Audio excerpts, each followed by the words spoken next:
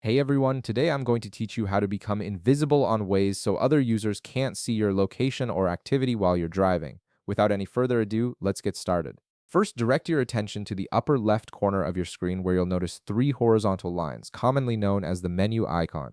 Go ahead and tap on this icon to open up the main navigation menu.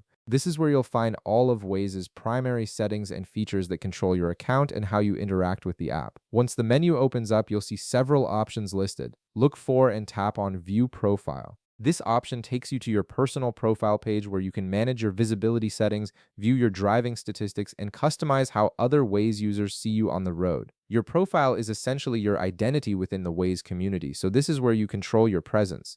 Now that you're on your profile page, scroll through the available options until you see Go Invisible. This is the feature you're looking for, and it's specifically designed to give you privacy while using the app. When this feature is enabled, other Waze users won't be able to see your current location on the map, and you won't appear in their friends list as actively driving.